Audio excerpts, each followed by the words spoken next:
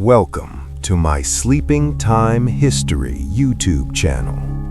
Today, I welcome you, weary traveler, to a journey through the sands of time. As you settle in for a night's repose, let us paint a vivid picture of an ancient world, a world of power, grandeur, and cruelty.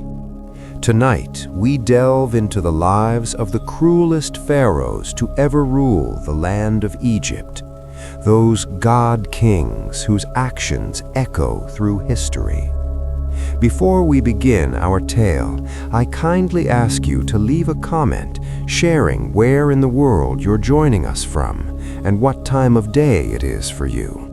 Are you nestled in bed as the sun sets, or perhaps stealing a moment of calm in the midst of a busy day? Wherever you are, whenever you are, we're glad to have you along for the ride. And if you find yourself enjoying this type of calm, immersive storytelling, we invite you to subscribe to this channel. There are many more journeys into history to come, but for now, let your mind drift back thousands of years to the banks of the Nile, where civilization first flourished under the watchful gaze of a shiver-down-the-spine whose acts of ruthlessness echo through the ages. What drove these men to such extremes? Was it the pressure of their divine mandate, the expectation to rule with an iron fist? Was it the temptations of ultimate power corrupting even the noblest of intentions? Or was it something darker, a twisted thirst for suffering that could never be slaked? These are the questions we'll explore as we wind our way through Egypt's blood-soaked history. We'll meet pharaohs who saw cruelty as a means to an end, who crushed their enemies and subjugated their people in the name of order and legacy. But we'll also encounter those for whom cruelty was the end in itself, men consumed by madness and sadism. Along the way, we'll paint a vivid picture of what it was like to live under these tyrants, the back-breaking labor of slaves erecting pyramids in the scorching sun, the fear of courtiers treading on eggshells in gilded palaces, never knowing when they might incur a fatal wrath, the desperation of common people praying for relief from their living gods. This is a journey into the shadows of human nature, into the depths of what man is capable of when given unchecked power. But it's also a testament to the resilience of the human spirit, to the countless lives that persevered in the face of unimaginable hardship. So settle in, dear listener, and let the sounds of the ancient world lull you into another time.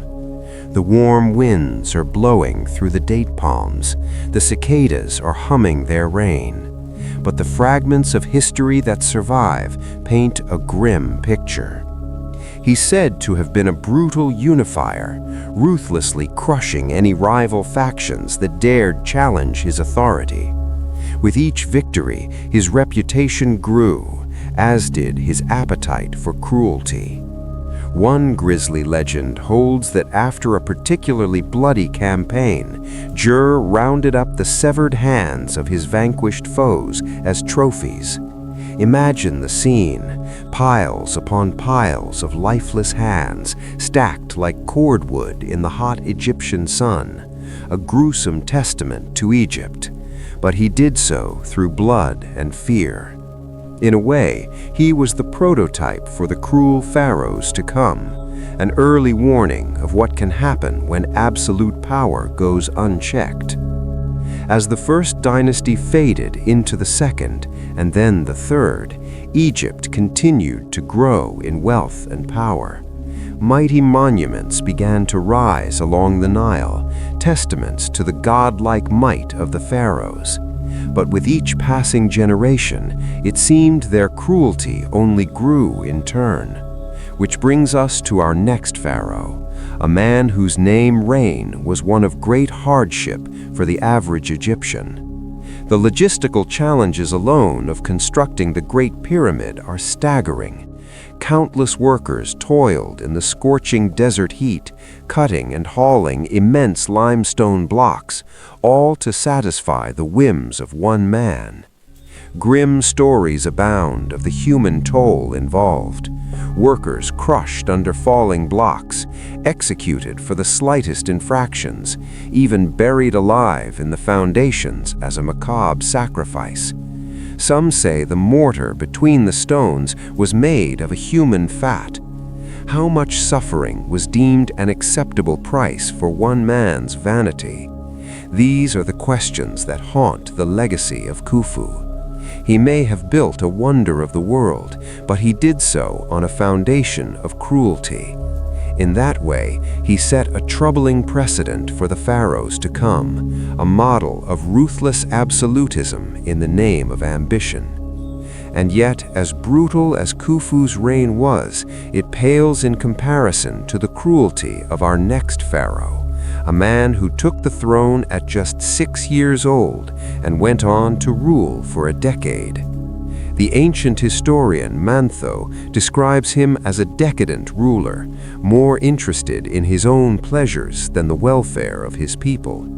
He's said to have had a harem of beautiful women at his beck and call, and to have indulged in all manner of excesses. But Pepi's self-indulgence came at a steep price. To fund his extravagant lifestyle, he ruthlessly taxed his subjects, driving many into poverty and despair. Those who couldn't pay were subjected to brutal punishments, beaten, imprisoned, even buried alive in the foundations as a macabre sacrifice. Some say the mortar between the stones was made of a human fat. How much suffering was deemed an acceptable price for one man's vanity? These are the questions that haunt the legacy of Khufu. He may have built a wonder of the world, but he did so on a foundation of cruelty.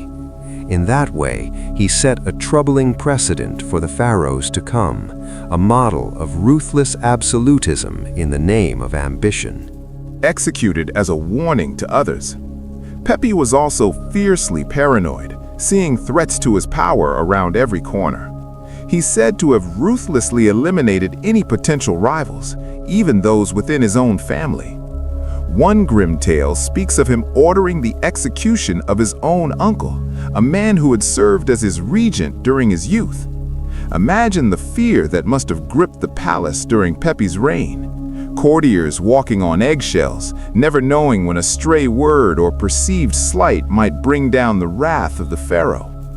In such an atmosphere of terror, it's no wonder that corruption and cronyism ran rampant. And yet, even as his kingdom crumbled around him, Pepi clung to power with an iron grip. Year after year, decade after decade, he remained on the throne, a testament to his ruthlessness and cunning. In the end, Pepi's reign lasted an astonishing 94 years, the longest of any pharaoh in history. But those years were a plague upon Egypt. By the time he finally died, the kingdom was in chaos, riven by corruption and misrule. In a way, Pepi's reign was the ultimate cautionary tale about the dangers of absolute power. A spoiled child growing into a tyrant, concerned only with his own pleasures while his people suffered. A man so cruel, so decadent, that his name became synonymous with the worst excesses of pharaonic rule. And yet, even Pepi's cruelty pales in comparison to our next pharaoh, a man who upended the very foundations of Egyptian society in the name of his own megalomania, a man who plunged his kingdom into a reign of religious terror unmatched in Egyptian history. That man was Akhenaten, the so-called heretic pharaoh, and his is a story of cruelty in the name of fanaticism. Born Amonhotep IV, he rose to power in the prosperous 18th dynasty. But prosperity wasn't enough for this pharaoh. He had a grander vision, a vision of a new Egypt, a new kingdom centered around a single, all-powerful god. That god was Aten, the disk of the sun, and Akhenaten was his prophet. In a shocking move, the pharaoh declared that all other gods were false idols. That time, the gods they had worshipped for generations were now forbidden, their very beliefs declared heretical. Those who clung to the old ways faced brutal punishment, torture, imprisonment, even execution in the name of the Aten. Even the elite weren't safe from Akhenaten's religious fervor. One of his most shocking acts was to shut down the powerful temple of Amun at Karnak, seizing its vast wealth and lands for his own use. The priests who resisted were subjected to horrific fates. Some flayed alive, others buried up to their necks and left to die in the scorching sun. Through it all, Akhenaten remained convinced of his own righteousness. He saw himself as a visionary, a revolutionary, destined to lead his people into a glorious new age. But in reality, he was a tyrant, a man so consumed by his own fanaticism that he was willing to tear his kingdom apart to achieve it. In the end, Akhenaten's reign was short-lived. After his death, the old gods were quickly restored, and his name was stricken from history. A fitting end. Unthroned, he set his sights on expanding Egypt's borders and asserting its dominance over the surrounding lands. He was a skilled warrior and a ruthless tactician, and he would stop at nothing to achieve his goals. One of Ramesses' most famous campaigns was his war against the Hittites, a powerful empire centered in what is now Turkey. The two superpowers clashed in a series of epic battles, with Ramesses leading his armies from the front lines. Ancient inscriptions vividly describe the pharaoh's valor in combat, how he personally charged into the fray and slew his foes with a strength unmatched. But bravery alone doesn't make a great leader. For all his military prowess, Ramesses could also be brutally cruel to those he conquered. After one particularly decisive victory, he's said to have rounded up the survivors and executed them en masse, a grim warning to any who would dare defy him. This was par for the course for Ramesses. Wherever his armies went, they left a trail of destruction in their wake. Cities were sacked, crops burned, borders stretching from Syria to Sudan. Ramesses had gotten his wish, an empire to match his outsized ambition and ego. But at what cost? How many lives had been crushed under the wheels of his war machine? How much suffering had been inflicted in the name of glory? These are the questions that dog Ramesses' legacy, the dark underbelly of his celebrated reign.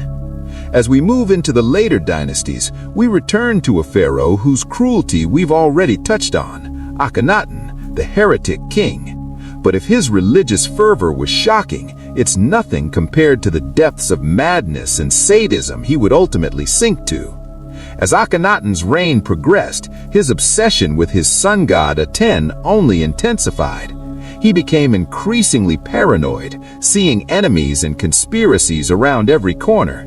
Anyone who didn't show sufficient devotion to Aten was a potential threat, a traitor to be rooted out and destroyed. The pharaoh's madness took on a cruel and capricious edge. He's said to have ordered executions on a whim, from minor infractions to perceived slights. No subject was safe from his grossly unjust wrath. He also embarked on a grand insanity, the construction of an entire new city dedicated to the worship of the Aten. This city, Akhetaten, the horizon of the Aten, and its construction was a nightmare. Thousands of workers were forced to toil in the scorching heat, and with the devastation of disease, their great city became one vast graveyard. As Ramesses III took the throne, Egypt was a land scarred by tumult and strife.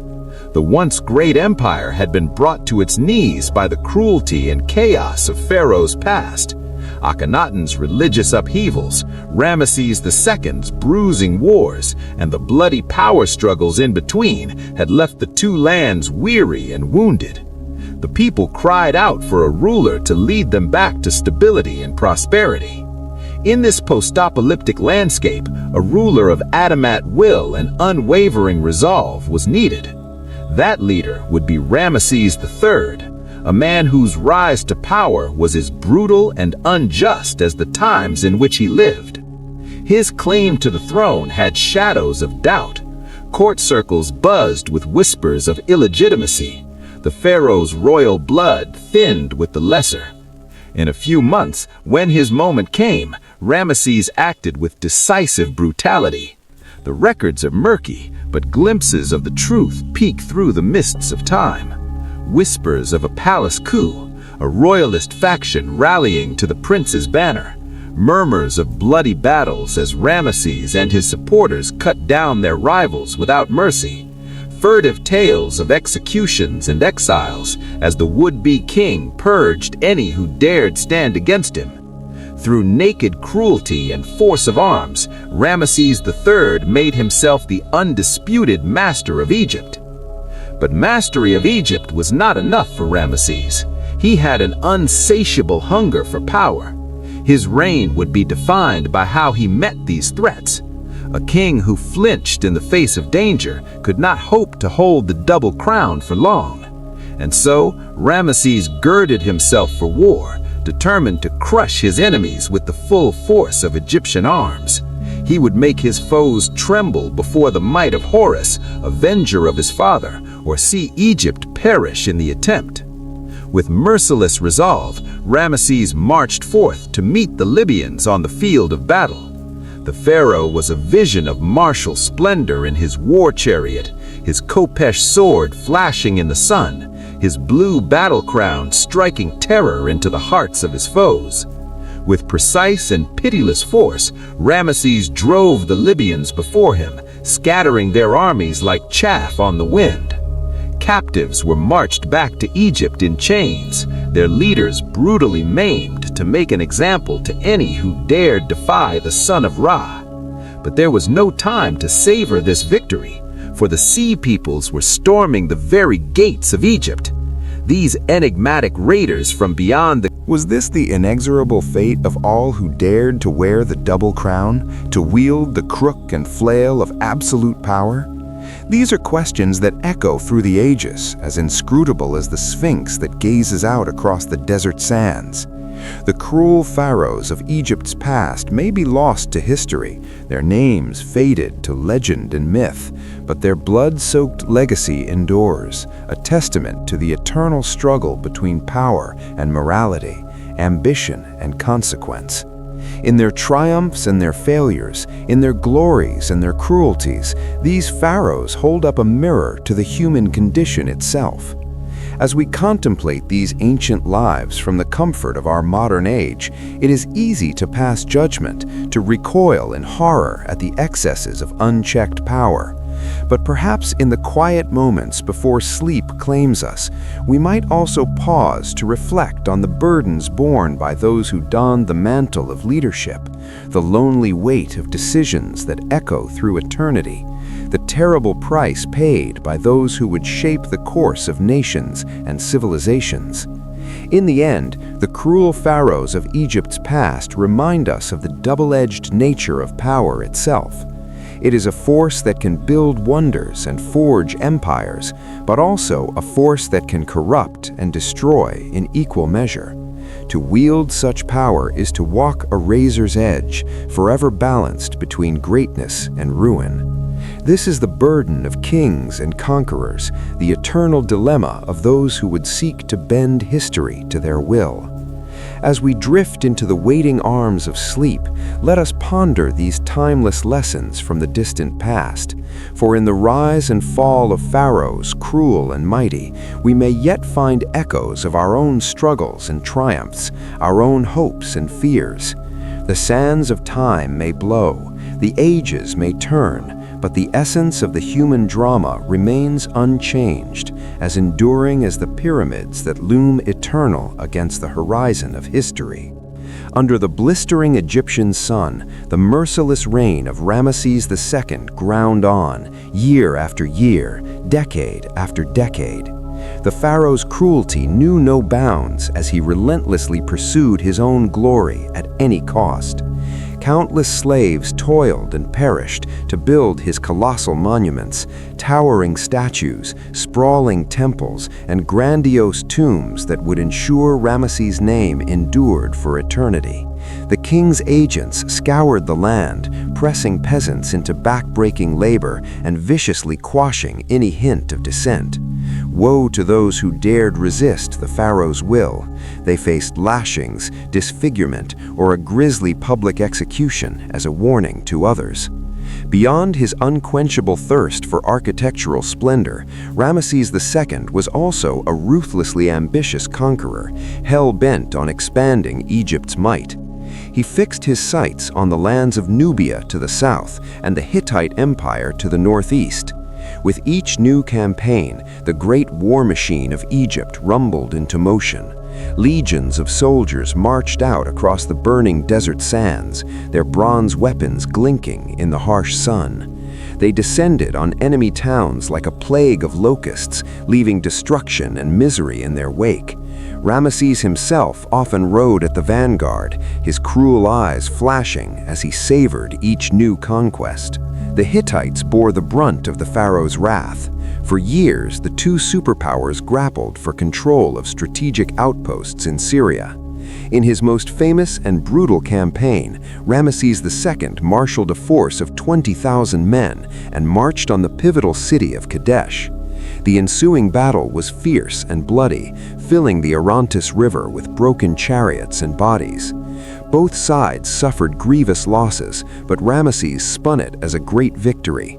Flushed with triumph, the king returned to Egypt and unleashed a building spree unlike any before. He cruelly forced his Hittite captives to labor on his grandest projects in a grim echo of the Hebrews' later toil. Karnak, Luxor, Abu Simbel all bore the stamp of Ramesses' ruthless ambition and the blood and sweat of untold slaves. Yet perhaps the cruelest stroke of Ramesses' reign was not on the battlefield or in the quarry, but within his own family. The pharaoh sired over 100 children with a parade of wives, seeing them as little more than pawns to secure the line of succession. Ramesses notoriously groomed his 13th son, Marnen-Petar, to inherit the throne, coldly snubbing and isolating the 12 older brothers. This sowed bitter strife and resentment within the royal family. Ramesses played his children off against each other, pitting brother against brother in a high-stakes game of rivalry. He dangled power before them, but reacted viciously to any hint of a lip-suck was not of grief, but a hushed, anxious wince. Who will be pharaoh now? They trembled at the prospect of a new tyrant rising, or worse, a war of succession between Ramesses' many sons that would drench the kingdom in blood. Memories were still fresh of the dynastic chaos that had ripped Egypt apart after Akhenaten's reign a century before. Would one of Ramesses' overlooked older boys, seething with resentment, make a brutal play for power? In the end, the transfer to Marnen-Petar was largely peaceful, if not especially stable, as we shall see shortly. This pattern would repeat itself again and again throughout Egypt's long history. The higher a pharaoh's ambitions soared on the backs of his battered subjects, the harder the fall of the dynasty to come. As we lie back and close our eyes, the story of Ramesses the Great drifts through our thoughts, still vivid after thousands of years. There's a timeless lesson in his reign if we care to heed it, a warning of what becomes of a society that embraces cruelty over compassion. One can only wonder what dreams haunted Ramesses as he lay in his inlaid tomb bed, the shadow of his most infamous pharaoh. Perhaps as we sink deeper into sleep's dark waters, we'll find ourselves adrift on the Nile of 3,000 years ago, its current carrying us inexorably into the mists of history. And if we glance over our shoulder, we may just spy a monumental statue rising from the riverbank, the face of Ramesses the Great looming through the fading light, his stony eyes forever fixed on eternity's horizon. Even as the kingdom he built with such cruelty crumbles slowly to dust behind him. With that, let history's shifting desert sands rist around us until the veil of sleep descends at last and carries us into oblivion's silent keep, where the cruelest pharaohs lie entombed with their secrets for all eternity. There they will remain gilded and mummified, with only their whispered tales left to echo through our dreams on nights like this. As the first twinkling stars emerge in the darkening sky above the Nile, the absolute power of the pharaohs often corrupted absolutely. Insulated by unfathomable wealth and worshipped as living gods, many were shaped into tyrants. The expectations heaped upon their shoulders from birth to be an invincible ruler, a supreme judge, a divine intermediary between heaven and earth, could twist even the most well-meaning sovereign. Some pharaohs shouldered this immense responsibility with wisdom and restraint, but for others it nurtured the cruelest impulses. Perhaps no pharaoh embodied the perils of unchecked power more than Jer, an early ruler of the first dynasty. Rising to the throne after first pharaonic successor, he brought to bear an unyielding belief in his own divine authority. Archaeologists believe he had hundreds of servants and loyal officials sacrificed upon his death so they could continue serving him in the next world. Their bodies were buried in neat rows near his tomb, a macabre display of his power. This grim practice set a precedent followed by many later kings. Jer's example showed that a pharaoh's capacity for cruelty need not end at the grave. While Jer's ruthlessness crushed dissent, it couldn't build monuments that would endure for millennia. That feat would fall to Khufu, but Khufu's legacy also came at a truly terrible price. Khufu's construction project forced hundreds of thousands of Egyptians, slaves and peasants alike, to toil on his grand vision. The work was backbreaking, and the human cost was immense. Contemporary accounts describe workers beaten to death by overseers for flagging at their ceaseless toil. Accidents on the massive building site were common, with crushed limbs and fatal falls a daily occurrence. Some deceased workers were unceremoniously sealed into the pyramid's very foundations. Even by ancient standards, the conditions Khufu's workforce endured were considered truly cruel. And just as Khufu crushed his people to build his monumental legacy, Pepi II demonstrated how absolute power could warp a ruler over a lifetime. Ascending to the throne at just 6 years old, Pepi's 94-year reign was the longest in ancient Egyptian history. Child kings were not uncommon, but they ruled in name only, with advisors wielding the real power behind the throne. In Pepi's case, his early years were spent in pampered isolation in the royal court. Away from the burdens of governance, he grew into a spoiled, impulsive youth with no check on his whims and appetites. When he came of age, Stories is hard to verify. They paint a chilling picture of a ruler corrupted by his own power. Pepi's cruelty and misrule helped plunge Egypt into a dark age of decline and chaos after his death. With no strong heir to follow his 94-year reign, political instability and economic collapse ravaged the kingdom for over a century. Pepi's corrupt court and government could not endure without him. The suffering and havoc his tyranny unleashed would far outlast the material splendor of his reign. Pepi's lifetime of cruelty brought Egypt to ruin. While Pepi II's cruelty stemmed from indulgence and insecurity, Akhenaten's sprung from fanaticism and fervor. A pharaoh of the prosperous 18th dynasty, Akhenaten believed he had a divine mandate to transform Egypt's religious order. In the 5th year of his reign, he instituted a sweeping upheaval to install worship of a single sun deity, the Aten, as the state religion. It was a bold attempt to focus religious power and resources under his control as pharaoh. High priest and divine landholdings were seized by the royal treasury. Only the most zealously loyal converts were allowed to remain. But Akhenaten's vision of a pure Aten-worshipping utopia demanded further sacrifices. Armies of workers were conscripted to chisel away inscriptions of the old gods from every public monument. Sanctuaries and shrines that had stood for generations were razed to the ground. Mob violence and vandalism against the old gods' followers were tacitly encouraged. At Akhenaten's command, a king who so callously overturned their cherished traditions. Though undertaken in the name of pious reform, Akhenaten's religious revolution cracked the foundations of Egyptian society and brought his people immense hardship. But perhaps no pharaoh wielded cruelty as effectively as Ramesses II in the service of building an empire. Often called Ramesses the Great, he ruled for a remarkable 66 years and presided over an era of military expansion and monumental construction. His reign saw Egypt grow into one of the largest and most powerful empires of the ancient world, with Ramesses as its indomitable ruler. Behind this imperial grandeur was an engine of conquest and cruelty.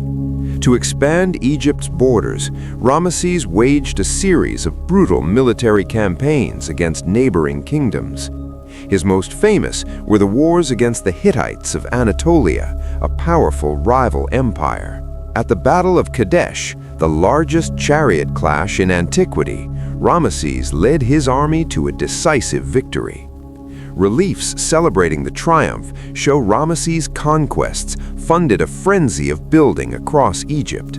He commissioned scores of new temples, monuments, and cities, all bearing his name and image. The sheer scale and number of Ramesses' building projects was unprecedented, but they took a brutal human toll. Armies of slaves, POWs, and peasants were pressed into backbreaking labor to build Ramesses' many monuments. They toiled in squalid conditions, often under the whip, to haul stone and raise statues glorifying the king. Massive rock-cut temples like Abu Simbel attest to the cruel nature of his vision. Later pharaohs, intimidated by his accomplishments, began to claim his monuments as their own. Some even chiseled out his name and replaced it with theirs, an act of theft. For a king obsessed with eternal glory, there could be no greater cruelty. Of course, no chronicle of pharaonic cruelty could omit the depths of depravity reached by Akhenaten. While his religious inquisition upended the spiritual foundations of Egypt, his personal rule devolved into a nightmare of madness and paranoia. As his reign wore on, Akhenaten grew several daughters from court for not worshipping the Aten fervently enough. The royal palace became a hothouse of fear and sycophancy. But Akhenaten's cruelest act was yet to come. Not content to stamp out the old gods, he sought to erase a pure city dedicated to the Aten alone, Akheton, the horizon of the sun. He abandoned the capital Thebes and forced the entire apparatus of government to follow him to this barren patch of desert. There, he poured state resources into a deranged utopian project, while the rest of Egypt languished. Akhenaten was built with dizzying speed by press-ganged laborers, its palaces and temples rising from the sands in a matter of years. Nobles were required to construct lavish tombs in the nearby cliffs to prove their loyalty. Dissenters could face execution, with their bodies left to rot in the desert sun as a warning.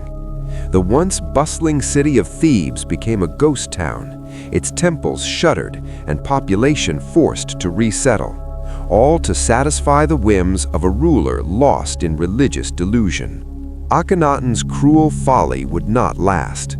Mere years after his death, Akheton was abandoned, its palaces already crumbling back into sand. His religious revolution was swiftly reversed by the boy king Tutankhamun, and Akhenaten himself became a reviled figure, the heretic pharaoh, whose name was chiseled from monuments. Few pharaohs have been so thoroughly erased from history by their own people. It was a fitting end for a ruler consumed by his own madness and cruelty. The fallout from Akhenaten's misrule would spawn further cruelties. As Egypt entered a chaotic period of instability and violence, rival claimants to the throne waged bitter power struggles in the absence of a strong ruler. Chiefs and warlords carved out their own fiefdoms as the reach of the central government broke down. Banditry and lawlessness reigned while the kingdom bled. From this upheaval would emerge another strongman pharaoh, Ramesses III, who seized power after a time of turmoil. To secure his rule, Ramesses ruthlessly crushed all opposition, real or imagined. Armies of spies and informers surged the country, pursuing those suspected of disloyalty to the king. Even Ramesses' own family was not above suspicion, with several sons eliminated as potential rivals. Having imposed a brutal peace at home, Ramesses III turned his cruelty outward to restore Egypt's battered empire. Like his namesake, Ramesses II, he embarked on aggressive military campaigns against foreign enemies. But his most significant achievement was defending Egypt against the mysterious Sea Peoples, a coalition of Mediterranean raiders who threatened the entire Near East. Using the Egyptian navy, Ramesses repelled the Sea Peoples' invasion in a massive sea battle. Reliefs depicting the victory show the cruel fates meted out to the defeated. Many were bound and thrown overboard to drown, or had their hands cut off as trophies. Those who survived were enslaved and forcibly resettled in Egypt as laborers. Once again, the cruelties of war were celebrated as signs of the pharaoh's power and glory. Ramesses III's cruelty may have held Egypt together in a time of crisis, but it could not reverse the kingdom's decline. The late New Kingdom saw a gradual erosion of pharaonic power and prestige over a succession of weaker rulers. The great days of conquest and expansion were over, and Egypt slowly slid into stagnation. A series of foreign invasions would reduce the might of the pharaohs to a shadow of their former selves. In the end, the cruelty of the pharaohs could command obedience but not loyalty. Their capacity for brutality was constrained only by the material resources to enact it. When the wealth and power of Egypt faded, so too did their ability to casually inflict suffering and terror. The pharaohs profiled here represent the extremes of unchecked power. For centuries, Egyptian kings walked a fine line between godly duties and human cruelty. Those who indulged their worst impulses found that their actions often sowed the seeds for future calamities. The example of Akhenaten shows how one man's cruelty and folly could destabilize an entire society. Even Ramesses the Great, for all his accomplishments, was undone by his own hubris and need for eternal glory. But the cruelty of the pharaohs was not an aberration.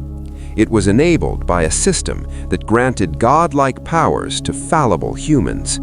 When that system finally crumbled, the age of the god kings went with it. What remains are the scars of their misrule and the cautionary tales of their depraved deeds.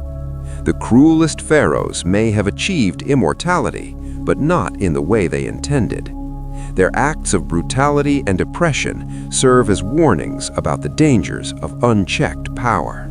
To their children, they spoke of a pharaoh consumed by his own madness, a man who dared to defy the gods and paid the ultimate price. And as the flickering torchlight cast shadows on the walls of their humble homes, the people of Egypt prayed that such cruelty would never again darken their land. But the echoes of Akhenaten's reign would continue to reverberate through Egyptian history, a grim prelude to the tumultuous times that lay ahead. For even as the old order was restored, new threats loomed on the horizon, waiting to plunge the empire into chaos once more. In the years following Akhenaten's death, Egypt descended into a period of political instability and social upheaval. The power vacuum left by the pharaoh's demise sparked a series of bitter power struggles as rival factions vied for control of the throne. Assassinations, coups, and bloody purges became the order of the day as the once mighty empire teetered on the brink of collapse. Amidst this chaos, a new figure emerged from the shadows, a young general named Ramesses. Born into a noble family with close ties to the throne, Ramesses had distinguished himself as a skilled warrior and a cunning strategist. As the country spiraled into disorder, he saw an opportunity to seize power and restore order to the land. With a small but loyal army at his back, Ramesses marched on the capital, his eyes fixed on the ultimate prize. In a series of bloody battles, he crushed all opposition, ruthlessly eliminating anyone who dared to stand in his way. By the time the dust settled, Ramesses had claimed the throne for himself, taking the name Ramesses III in honor of his illustrious ancestors. But Ramesses knew that his grip on power was tenuous at best. The country was still reeling from the aftermath of Akhenaten's reign, and there were many who sought to challenge his authority. To cement his rule, Ramesses embarked on a campaign of terror and intimidation, ruthlessly suppressing any hint of dissent. He began by rounding up those who had supported his rivals and peeled away, inch by excruciating inch, until nothing remained but a bloody, quivering mass of flesh. As word of these atrocities spread throughout the land, a palpable sense of fear and dread settled over the populace. No one was safe from Ramesses' wrath, it seemed, not even the wealthy and powerful. The pharaoh's spies were everywhere, always watching, always listening for the slightest hint of treachery. Ramesses himself became a figure of terror, his very name enough to send shivers down the spines of his subjects. He was said to have a heart of pure evil, a soul as black as the darkest night. Some even whispered that he was not entirely human, that he had made a pact with the gods of the underworld to secure his place on the throne. But even as he tightened his grip on power, Ramesses knew that he could not rule by fear alone. To truly secure his legacy, he would need to prove himself a worthy successor to the great pharaohs of old. And so he embarked on a series of grand building projects. Determined to leave his mark on the land, he ordered the construction of massive temples and monuments, each one more grand and opulent than the last. Thousands of slaves labored day and night to erect these towering structures, their bodies broken and their spirits crushed beneath the weight of Ramesses' ambition. Many died from exhaustion and disease, their bodies unceremoniously dumped in mass graves on the outskirts of the city. Yet even as his subjects suffered, Ramesses reveled in his own power and glory. He surrounded himself with sycophants and flatterers, basking in their empty praise and hollow adulation. In his mind, he was not just a pharaoh, he was a living god, the embodiment of divine power on earth. But the truth was far less grandiose. For all his bluster and bravado, Ramesses was a deeply insecure man, haunted by the specter of his own mortality. He knew that his reign, like all reigns, would eventually come to an end, and that when it did, his name and deeds would be judged by the unforgiving lens of history. And so he clung to power with a desperate, almost feverish intensity, lashing out at anyone who dared to challenge his authority. He became increasingly paranoid and erratic, seeing enemies around every corner and conspiracy in every shadow. Even his own family was not safe from his suspicions. He had his own son executed for daring to question his decisions, and banished his wife to a remote desert outpost for failing to bear him a male heir. As the years wore on, Ramesses' cruelty and paranoia took an ever greater toll on his subjects. The once great civilization of Egypt began to crumble under the weight of his tyranny, as poverty, disease, and despair ravaged the land. Fields lay fallow, markets stood empty, and the once proud people of the Nile Valley became little more than broken, beaten shells of their former selves. And yet, even as his empire collapsed around him, Ramesses clung to his delusions of grandeur, convinced that he alone could save Egypt from the abyss. In his final years, he became a ghost of his former self, a mad, raving tyrant, lost in a labyrinth of his own paranoid fantasies. When death finally came for Ramesses III, it was almost a relief for his long-suffering subjects. The pharaoh's body was hastily embalmed and entombed in a modest pyramid, his name and deeds quickly forgotten by a population too traumatized to mourn his passing. In the end, his legacy was one of cruelty, brutality, and despair, a cautionary tale of the dangers of unchecked power in the hands of a tyrant. As the years passed, the story of Ramesses III faded into legend, a dark chapter in Egypt's long and storied history. But the scars of his reign would linger for generations, a haunting reminder of the horrors that could be unleashed by a ruler consumed by his own twisted desires. And so, as we look back on the cruel pharaohs of ancient Egypt, we are reminded of the fragility of power and the ever-present danger of its abuse.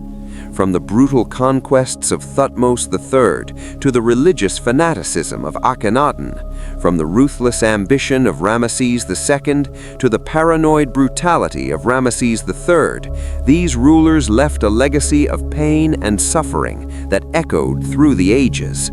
Yet even in the darkest of times, there were those who dared to resist the tide of cruelty and oppression. Brave souls who stood up for justice and compassion, who fought to preserve the spark of humanity in a world consumed by darkness. Their names may be lost to history, but their courage and sacrifice will never be forgotten. And so, as we reflect on the lessons of the past, let us strive to build a world where power is tempered by wisdom, where cruelty is met with compassion, and where the light of hope can never be extinguished. For in the end, it is not the might of armies or the wealth of nations that will shape our destiny, but the strength of our character and the depth of our humanity. The story of ancient Egypt is a testament to the enduring power of the human spirit, a reminder that even in the face of unimaginable cruelty and suffering, we have the capacity to rise. Wickedness, compassion over cruelty. For in the end, what legacy do we leave behind? One of creation and kindness, or destruction and suffering? The weight of power is a heavy burden, but the weight of conscience is far greater still. So rest now and dream of a world where the mistakes of the past need not be repeated, where leaders are guided by justice and mercy, not megalomania and malice. And remember always the perils of power without restraint, as embodied by the cruelest pharaohs of ancient Egypt. Their whispered names are a warning through the ages, haunting our slumber with the specter of unchecked tyranny. Let their memory be both a lullaby and a lesson, a grim gift from antiquity to light our way forward. And as Akhenaten's religious revolution descended into chaos and cruelty, his capital city of Thebes seethed with discontent. The pharaoh's single-minded devotion to the sun god Aten had upended centuries of tradition, and his increasingly erratic behavior sent shockwaves through Egyptian society. Akhenaten's paranoia grew with each passing day, fueled by the whispers of dissent reaching his ears. He became convinced that those closest to him were plotting against his reign and the glorious vision he had for Egypt. In a fit of madness, he ordered the banishment of his own wife, Nefertiti, a woman of great beauty and influence. Some say she spoke out against his reforms, one too many times. Others whisper that the pharaoh's fragile ego couldn't bear the thought of sharing power, even with his queen. Even as his new capital rose from the sands, Akhenaten's grip on reality was slipping. He became convinced that the god Aten spoke to him directly, whispering commands in his ear. The pharaoh began to issue increasingly bizarre decrees, like banning the worship of all other gods and even forbidding the use of the word gods in the plural. He ordered the destruction of any statues or inscriptions that dared to mention deities other than Aten. As word of Akhenaten's madness spread, a group of brave priests decided to take a stand. They gathered in secret to perform the sacred rituals of the old gods, praying for an end to the pharaoh's tyranny. But Akhenaten's spies were everywhere, and it wasn't long before the priests were dragged before the throne, their faces etched with defiance. In a chilling display of cruelty, Akhenaten ordered the priests to be publicly executed, their bodies mutilated and left to rot in the sun. He declared that anyone caught worshipping the old gods would suffer the same fate, sowing fear and despair throughout the land. As the years passed, Akhenaten's cruelty only intensified. He became increasingly paranoid, seeing enemies in every shadow. He ordered the construction of a massive wall around his new capital, a futile attempt to keep out the growing tide of discontent. Inside the city, life was a nightmare of constant surveillance and brutal punishments. Even the slightest hint of disloyalty could result in torture or death. Yet even as he tightened his grip on power, Akhenaten's